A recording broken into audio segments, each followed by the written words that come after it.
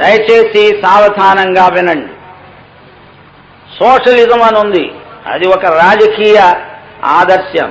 Socialism అంటుంది మనుషులంతా సమానం అని, కానీ సమానం కారు. అందుచేత వీళ్ళు సమానం చేస్తామంటారు. ఎలా చేస్తారు?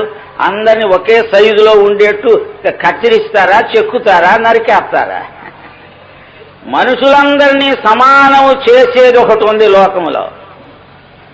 దాని పేరు తెలుగులో 3 అక్షరాల పేరు. అదే పాపము. పాపం అనేది అంత గొప్ప సోషలిజమో, అందరినీ సమానం చేస్తోంది. రోమాపత్రిక 3:23 ఏమని చెప్తోంది? ఏ భేదము లేదు. అమ్మో, ఎంత మంచి సోషలిజం కదా! ఏ భేదము లేదు. గుంటూరులో హెచ్చు తగ్గులేం లేవు, ఏ భేదం ఉండదు.